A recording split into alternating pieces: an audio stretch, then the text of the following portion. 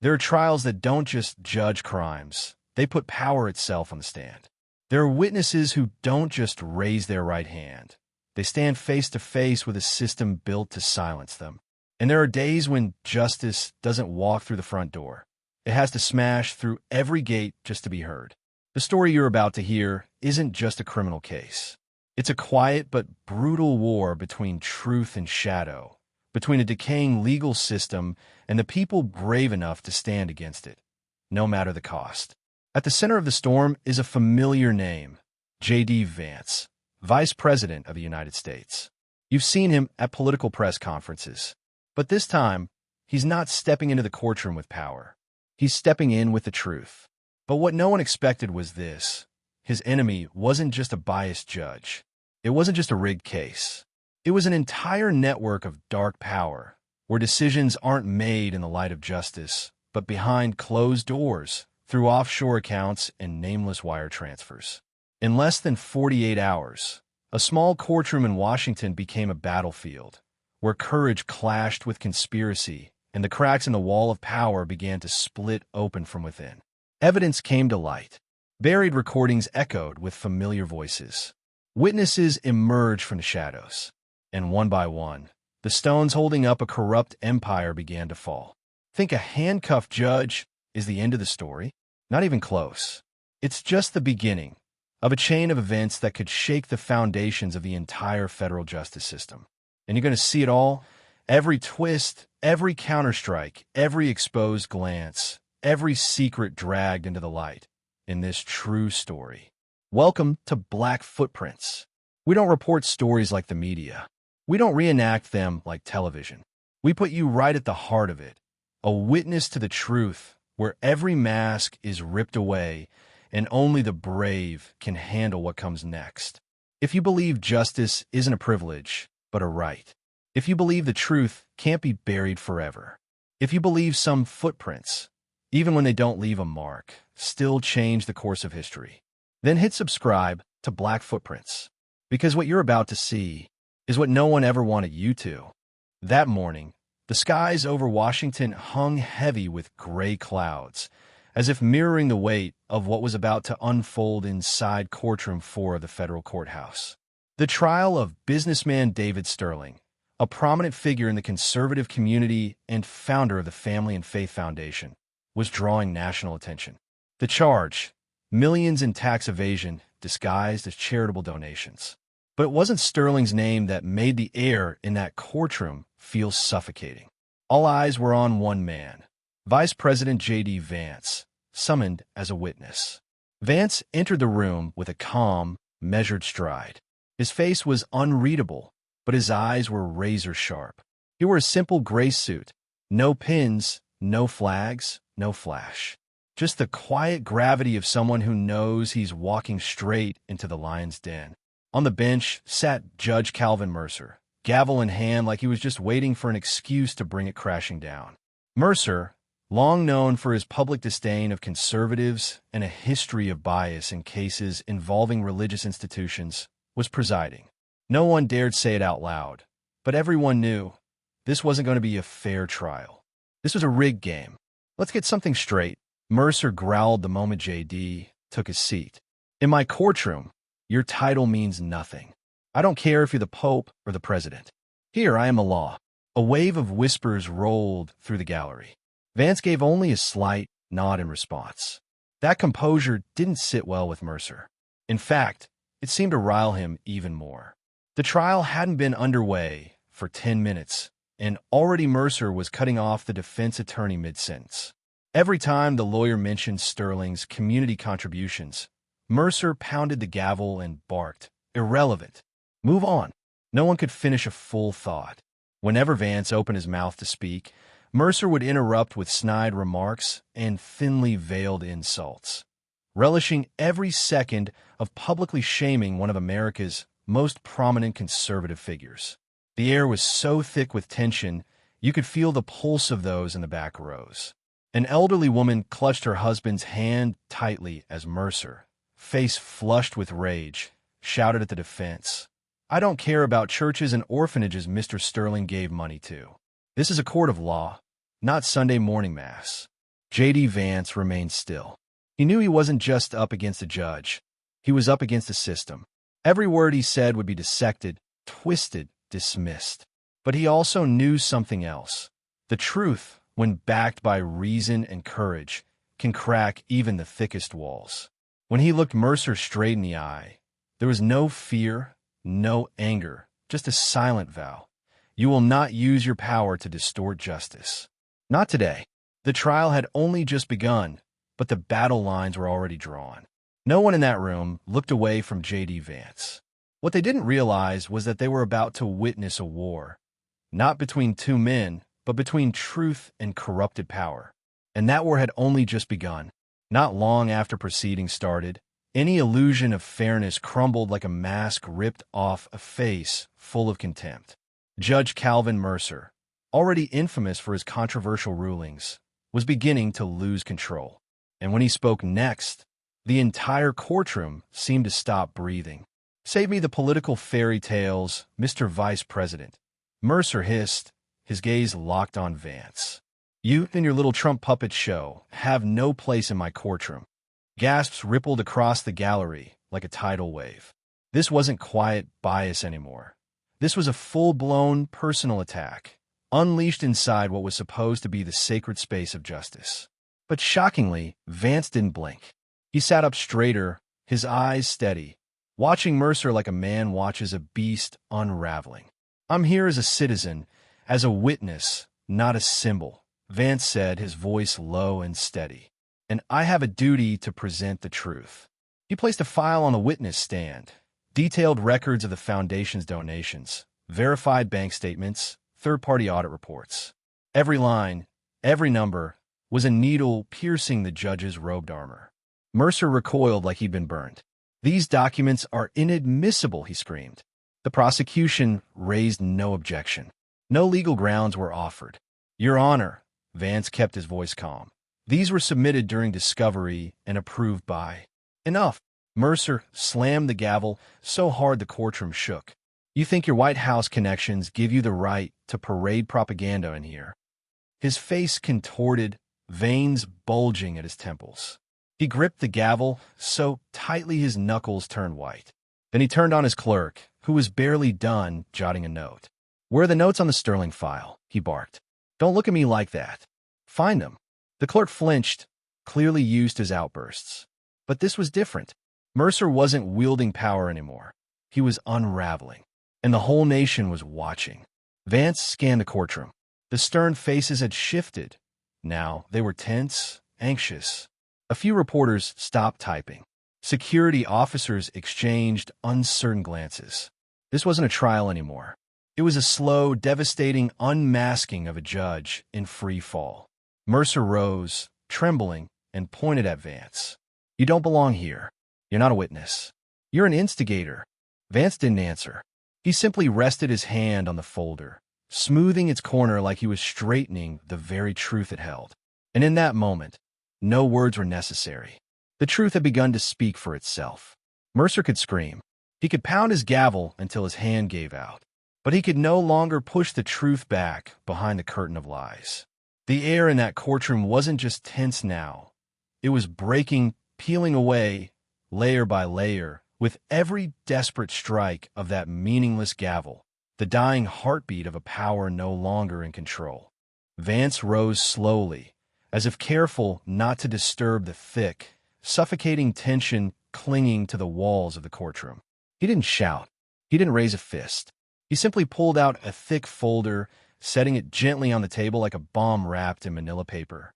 "Your Honor," he began, his voice calm, like someone recounting a quiet morning story over coffee. "I believe these financial records might help clear up a few misunderstandings regarding Mr. Sterling's contributions." The sound of paper turning cut through the silence like dry branches snapping underfoot. It echoed against the marble walls, sharp and clinical. The first page, a bank statement. Regular wire transfers from the Liberty Fund, a group known for its aggressive campaigns against conservative businesses, directly into a personal account in the Cayman Islands. The account belonged to none other than Judge Calvin Mercer. Vance didn't preach. He simply pointed to the transaction date, then flipped the page to reveal a controversial ruling Mercer made the very next day, in a case involving a small conservative-owned business. A ripple spread across the courtroom. Whispers, rustling, shifting in seats. But Mercer didn't move. Not because he was composed, but because fear had seized his body like a venomous snake tightening around his throat. Sweat beaded at his temples. His eyes darted left, toward a separate folder clutched tightly beneath his hand. He no longer looked at Vance. His gaze was glued to that leather briefcase, as if it might detonate at any second. "Those documents were tampered," he said loudly, but his voice trembled. "They were never legitimate."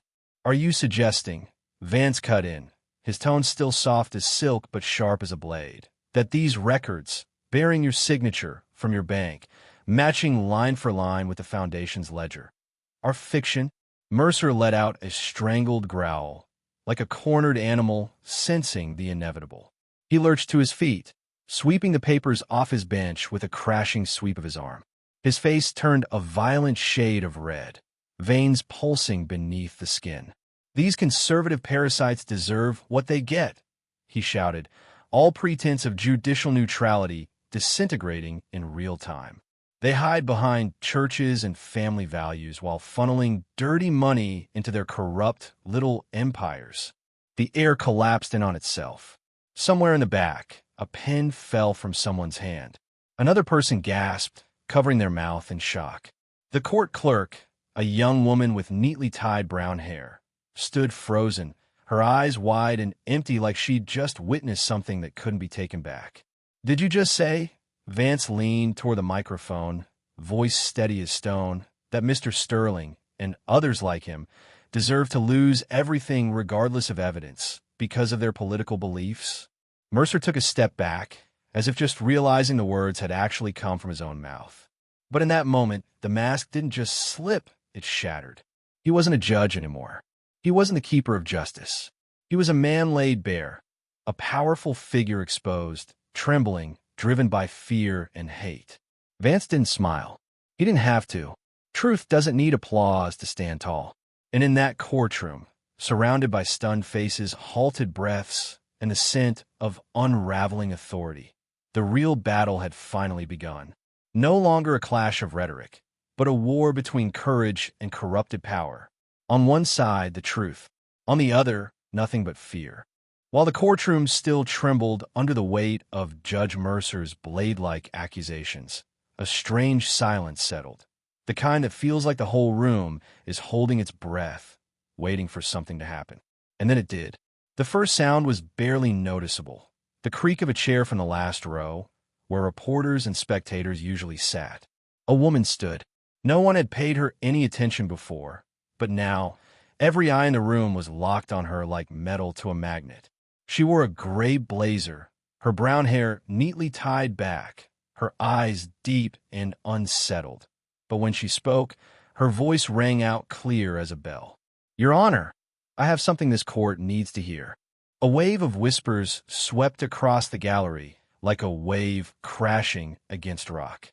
JD Vance leaned forward slightly, his eyes finding hers. He gave a subtle nod, not quite a greeting, but almost as if he had been expecting her. Mercer, on the other hand, looked visibly shaken. "Who are you?" he barked, but the authority was gone from his voice. It wasn't a command, it was panic.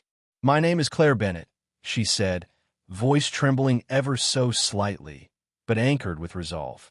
"I was a legal assistant in your chambers, Judge Mercer." It was like someone had sucked the oxygen out of the room. "In 3 cases last year," Claire continued, steadying herself, "you ordered me to destroy exculpatory evidence, proof that would have cleared 3 conservative business owners.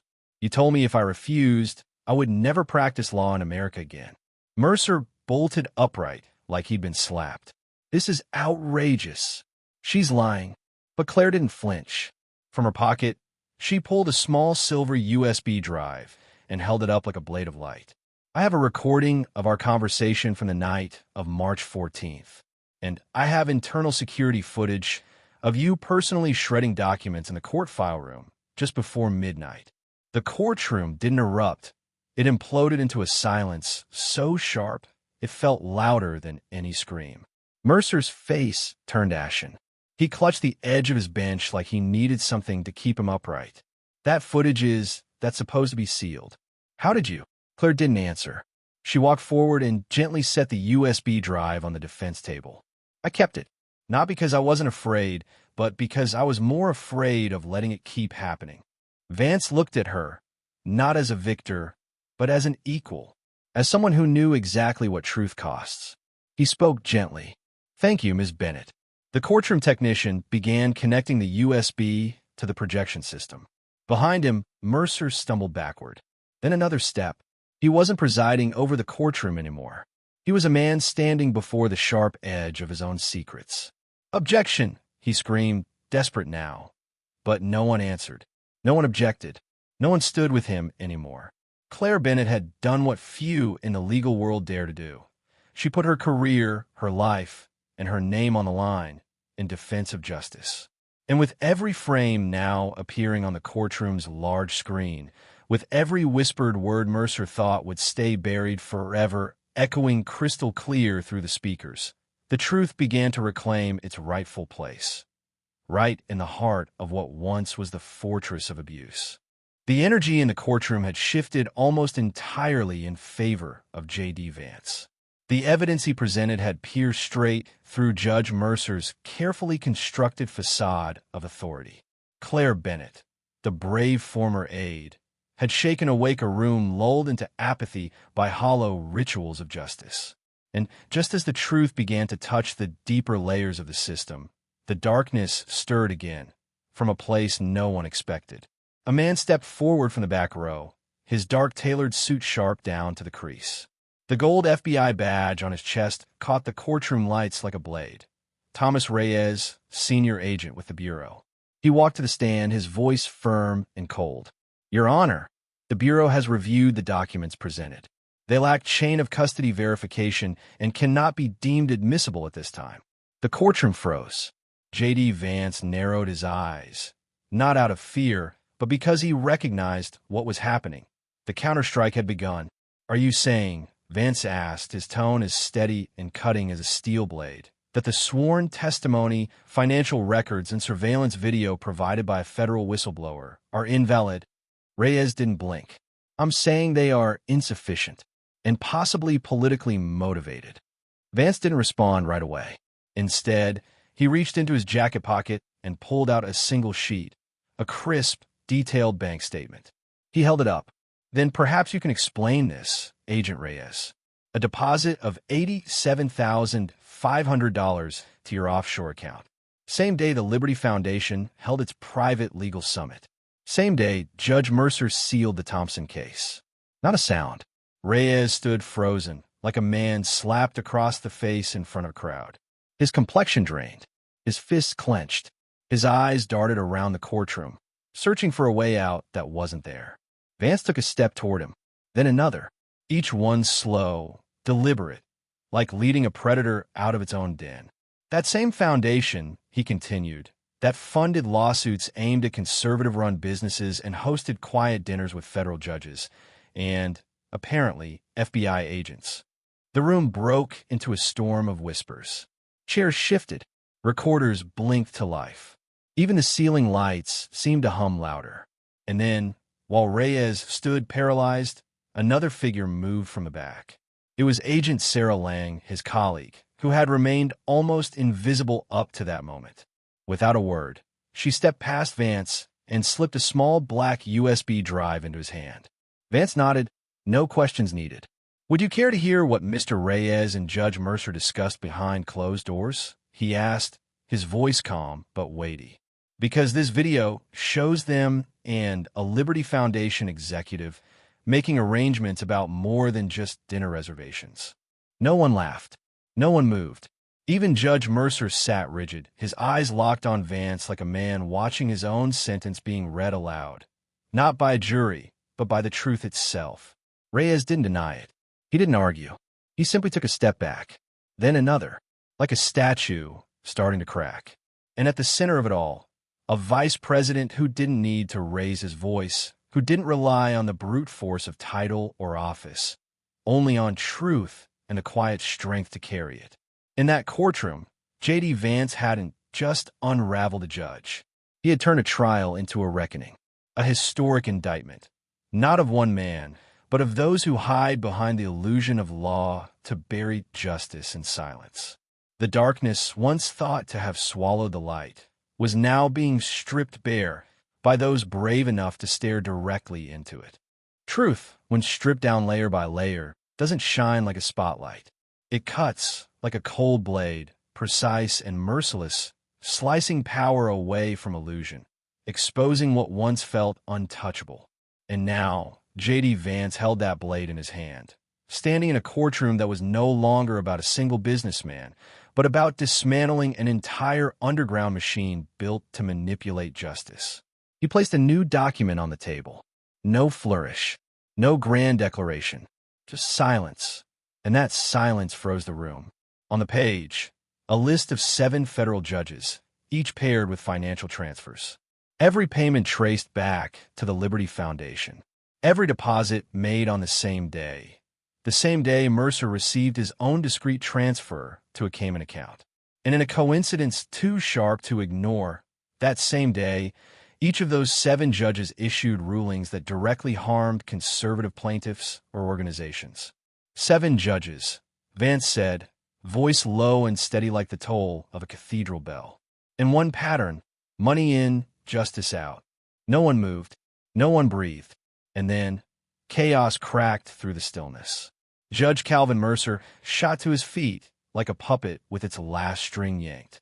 His eyes were bloodshot, his hands visibly shaking.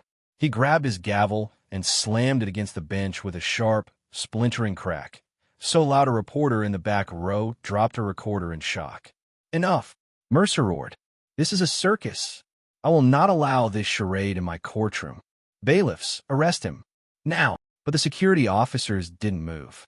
They exchanged glances, not in fear, but with the quiet understanding of men who knew his power was gone. Shattered, like a monument split down the middle, never to be rebuilt. "Did you not hear me?"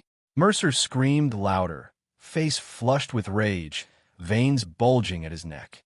"I said arrest him. That man is in contempt. You'll all lose your jobs if you don't act." Still, no one moved. The silence wasn't fear. It was rejection. Rejection, a man who had twisted justice into a weapon and now found himself standing alone, stripped of obedience, authority, and belief. Mercer's eyes darted wildly across the room, searching for someone, anyone, to back him. But there were no allies left, no loyalists, no defenders of the robe. "I'm not alone," he shrieked, voice raw and frantic, the cry of a drowning man clawing for air. "You don't know who's behind me. You have no idea how deep this goes." A chill ran through the courtroom like a ripple down the nation's spine. JD Vance said nothing. He simply looked at Mercer, not with victory in his eyes, but with confirmation. The kind of look one gives when they see, finally, what they always knew to be true. Corruption never stands alone. It has roots, branches, a network. And now, that network had just begun to reveal itself. Mercer staggered back, his face twisted in fear and disbelief. He was no longer a judge, no longer the voice of the law. He was just a man with dirt on his hands, watching the very system he once controlled now turn its back on him. And outside the cold, stone walls of that courtroom, it could be felt, a tremor in the air, as if America had just heard the first fracture in a power structure once thought untouchable. The rear doors of the courtroom burst open with a sharp metallic click that sliced through the air, an air already thick with tension, with truths half exposed and justice hanging in the balance. Footsteps echoed on the polished hardwood floor, steady and unyielding, each one carrying a weight that no one could ignore. Every head turned, and when the jackets came into view, marked clearly with FBI, Internal Affairs Division under the courtroom lights, everyone knew the reckoning had arrived. Leading the group was a tall agent, broad-shouldered and hard-jawed, his gaze cold and cutting like steel drawn in open air. He held up a thick folder in one gloved hand. His voice rang out, sharp, clear, slicing clean through the last threads of deception. As of this moment, This courtroom is under federal jurisdiction. All judicial authority is hereby suspended. Judge Calvin Mercer, you are under arrest for obstruction of justice, bribery, and abuse of judicial power. For a beat, the room froze, not in shock, but in confirmation. As if everyone had always known this moment was coming, they just didn't expect it to come so soon. Mercer stood paralyzed, face drained of color, as though his blood had been vacuumed out of him. You can't do this. I'm a federal judge, he barked, the words cracking like broken glass. I have immunity. I'm protected. But no one was listening. No one wanted to listen anymore. Two agents approached, not with aggression, but with the calm finality of those who understand that the law is not a badge to wear. It is a duty to serve. As they locked the cuffs around Mercer's wrists, he thrashed in panic. His eyes darted wildly, his voice unraveling into pure desperation. If I go down, the whole system goes with me. You have no idea what the others are hiding. You think I'm the only one? You think I acted alone? The sharp clink of the handcuffs echoed like a funeral bell through the courtroom, the toll of a crumbling empire.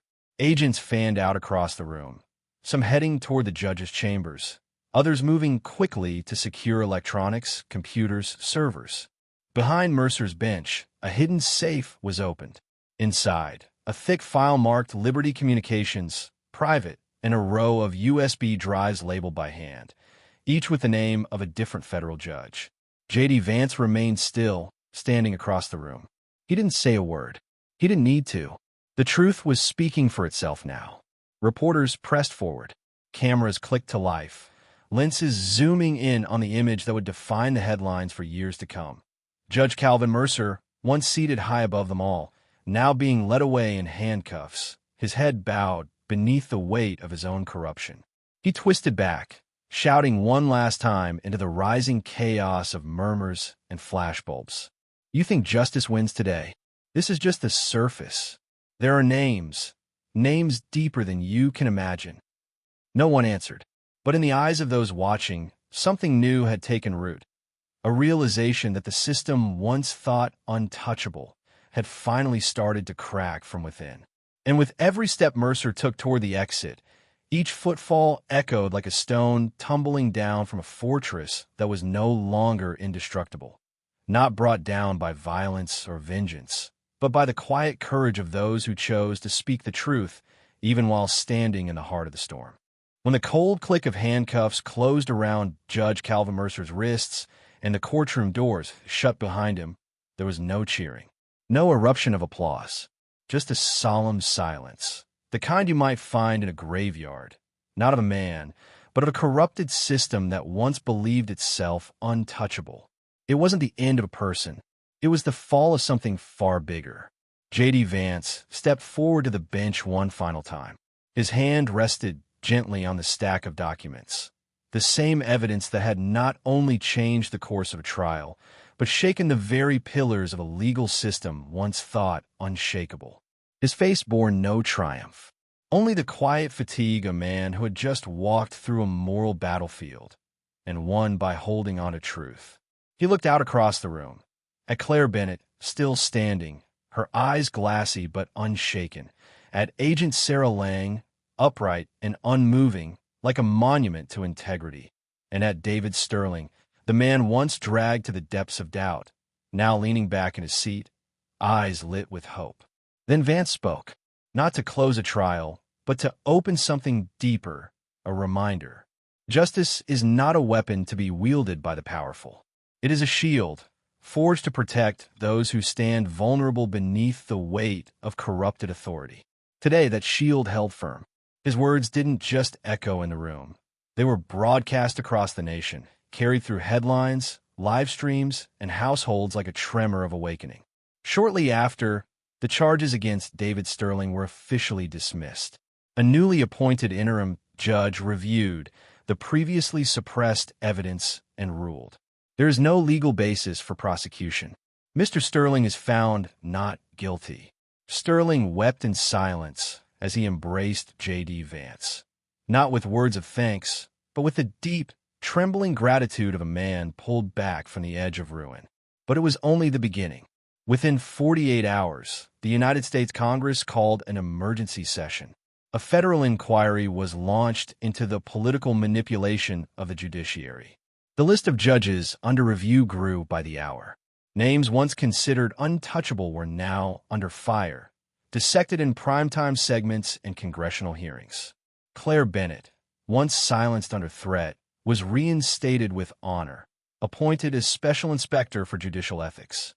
She became a symbol for a new generation of legal minds, proof that conscience doesn't have to be quiet to survive. Agent Sarah Lang, who risked her career by turning against the rot inside her own agency, was promoted to a special federal task force, charged with investigating government corruption from the inside out. And JD Vance? He returned to the vice president's office, not just as a politician, but as a man who had shown the country that believing in justice isn't naive.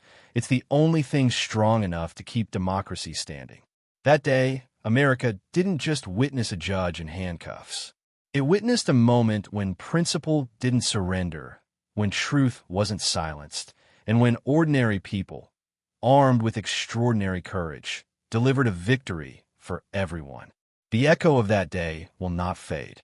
It cannot fade, because there are days when justice doesn't arrive with the sound of a gavel, but with the sound of hearts beating for what is right. And that day was one of them.